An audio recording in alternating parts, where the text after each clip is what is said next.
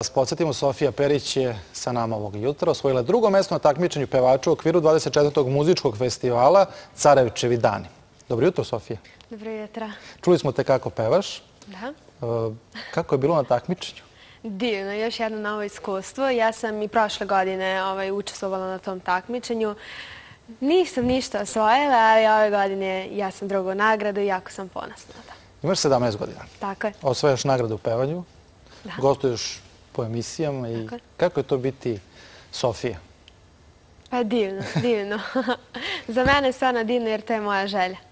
Moja želja je da pevam, da budem u emisijama, da gostujem, da... Ti živiš svoj san već? Da, već da. Tvoj otac je profesor harmonike. Tako je. Mama je profesor solo pevanja. Tako je. I je li postojala mogućnost da ti budeš nešto drugo? Pa zašto da ne, postojala je mogućnost, ali Je li te interesovalo nešto u mladosti što nije bilo pevanje? Ništa. Ništa sem pevanja. Ja sam bukvalno, kada sam se rodila, bukvalno sam znala to je to, ja ću pevati. Nekako...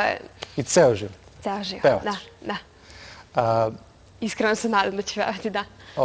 Kada gledaš sada recimo strane zvezde, da li kopiraš nešto od njih ili se više koncentrišeš na negde, na naše pevače?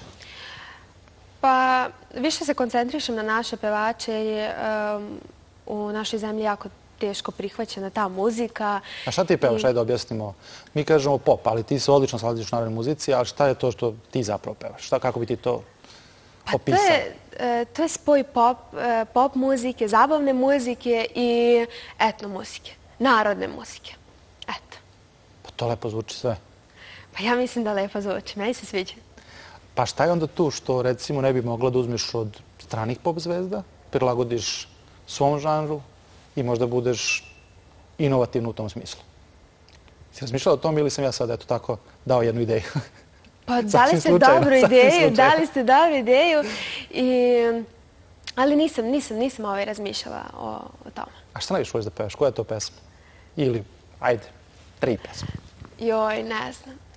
Stare pesme, baš stare. Dobro, reci 3 pesme. Naprimer, Samo jedno srce ludi. Dobro, jedna. Ako što ćemo ljubav kriti. 2. I, naprimer, Pusti me da nađem srcu leka. I to pretpostavljam da i najčešće pevaš. Tako je, da. Sad, kada pevaš u slobodno vreme, otprilike možemo da shvatimo šta pevaš. Sad si nam otprilike rekla te 3 pesme, ali da li postoje, ja se opet vraćam na te strane pesme. Zašto? Zato što ti imaš 17 godina negde, ti si tinejdžer kojima, zapravo, ja pretpostavljam da se i tvoji drugari ugledaju na tebe. Pa ja se iskreno nadam. I onda kada pomislimo na tinejdžere koji su popularni, pomislimo na strane pevače, izvođače. I zato ti vraćam na to da li je nešto od strane muzike recimo u tvom repertoaru. Da, naravno. Ja sam kao mala slušala stranu muziku, ali jednostavno se ovde to ne sluša toliko.